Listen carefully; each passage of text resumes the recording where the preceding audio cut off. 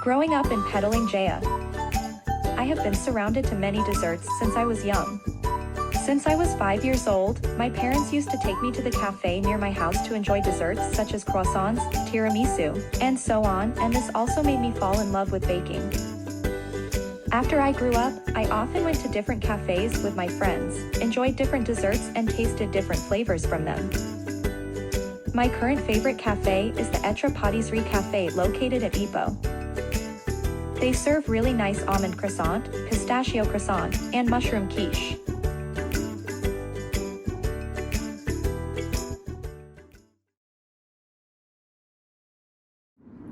Hello everyone, my name is Yu Ching and I'm currently running an online dessert store called Pure House. Pure House is specializing in low-sugar homemade desserts and beverages. Pure House was founded because I started baking and sharing it on my social media platforms when I had a lot of extra free time during my quarantine period in 2020. I didn't expect that my sharing would be liked by everyone, but many people came to ask about it and I received many orders. Next, I'm going to share one of my signature desserts. If you like chocolate, you're gonna love my chocolate muffin recipe. First, 2 room temperature eggs. Room temperature ingredients are always best, if possible. When you're making cakes or muffins, they help you get a more even bake. Next, add 80 grams of sugar. Make sure you stir and make the sugar dissolve in the eggs. Here, we have 80 grams of vegetable oil. Give it a stir. We'll also be adding 80 grams of fresh milk. You can also replace with almond milk or oat milk. Give it a good stir. I'm gonna stir all the dry ingredients together. 60 grams of all-purpose flour. 40 grams of cocoa powder. 30 grams of cornstarch, and 8 grams of baking soda. One thing I want to tell you is not to overmix this. It's not gonna the end of the world, but whenever you're making cakes or muffins, mix until just combined, so they're light, fluffy, and melt in your mouth. Once it's almost combined, we can add the walnuts and the chocolate chips.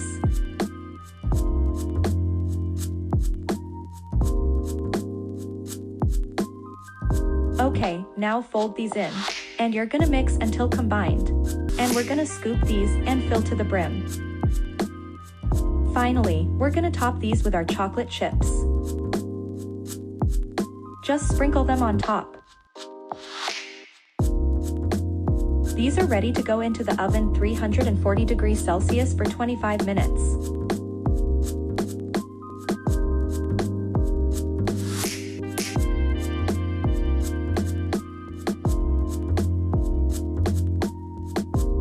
These double chocolate muffins have been my favorite over a decade. The muffins are incredibly rich, mega chocolate, and loaded with chocolate chips in every single bite.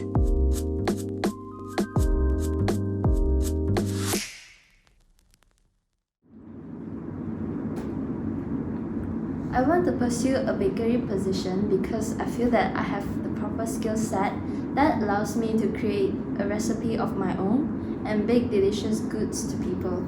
I've always wanted to work in a customer service position, and as a baker, I can work with customers and try new recipes. Working in a bakery appeals to me because I look forward to challenges and customer interactions. While working in an online bakery which sells low-sugar pastries, customers often complimented my pastries, though some customers asked if I could add more sugar to my recipe. So I decided to have normal sugar level and low sugar level pastries. After performing the necessary budgeting tasks, I bought more sugar and added 1 cup of sugar to each recipe. After doing this for about a month, I asked my customers to leave a review on the bakery's website.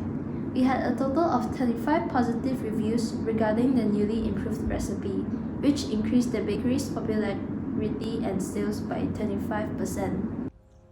These are actually the best brownies you're ever going to have. Alright guys, as always, prep your tin. You know what to do, butter and parchment.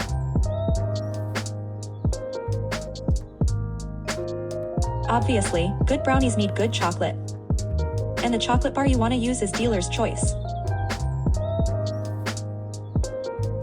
You can go for something really mellow like a milk chocolate bar, or go into something really, really dark, like an 80% dark chocolate. Would work really well in here. Cut the chocolate into smaller pieces, so it will melt easily later.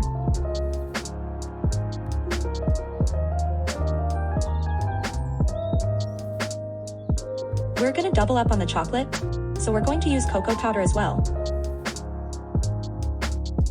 85 grams of cocoa powder. Melt 280 grams of unsalted butter, and let it sit for 2 minutes. When we add the hot, melted butter to the chocolate, it's gonna help melt everything down and dissolve, which is gonna help keep our brownies really fudgy later on.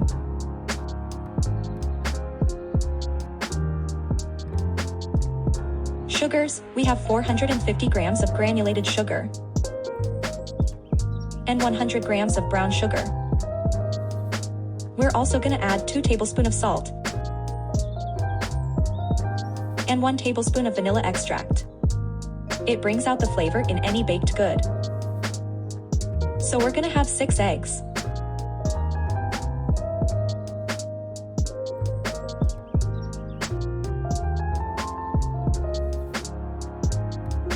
You can start by adding 1 egg to the sugar, just so you don't make a huge mess.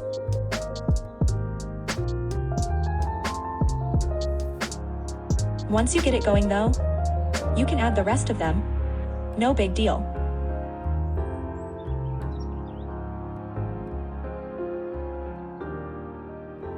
You don't have to be super careful like you would for a cake, for instance.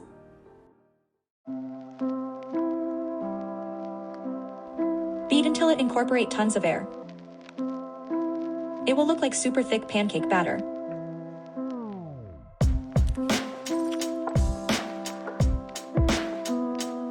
Then, you're gonna pour in that beautiful ganache.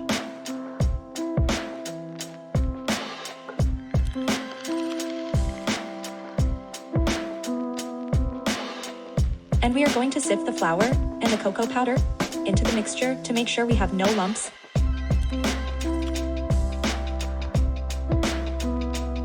And fold.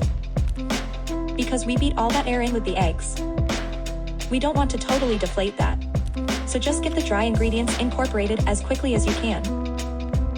Pour the completed batter into your prepped tin. Smooth it out to make sure everything's pretty level. And into the oven it goes. Bake at 180 degrees Celsius for 20 minutes. So these are gonna rise quite a bit.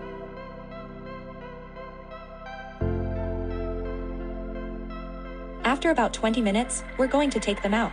This is my favorite tip of the whole recipe. Take the brownies out and slam them on your kitchen counter. It's gonna crack the top as well as evens out everything. At this point, we're also going to add a bit of sea salt, optional but highly recommended. Put it back to the oven for another 25 more minutes. They've been in there for like 45 minutes, they're definitely cooked through.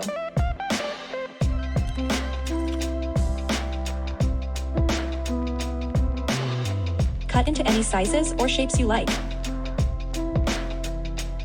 And that is it. I mean, look at that texture. This is like your go-to brownie batter. It's amazing as is. But you can also mix in anything that you want, more chocolate chunks, potato chips, pretzels.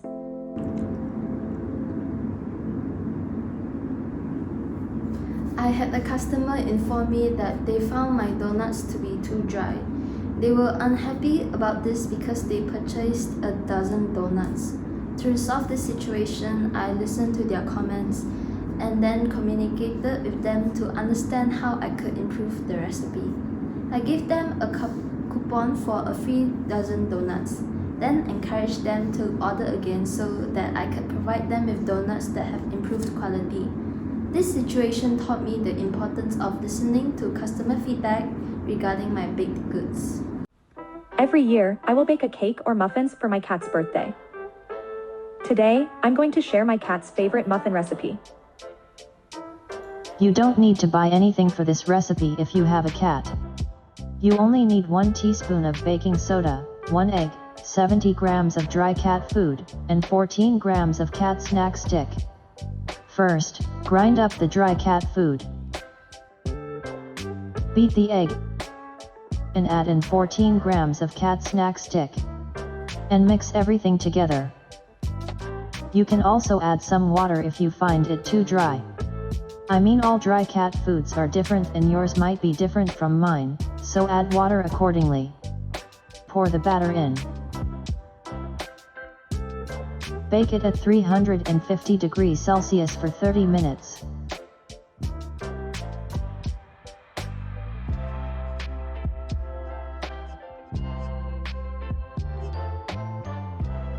After cooling down, cut the muffin into half. Here, you need another cat treat stick, and spread it evenly over the muffin. Put the top of the muffin back on. And use the remaining cat treat stick to decorate the top of the muffin. You can also use meaty stick to replace the candles. And it is ready to eat.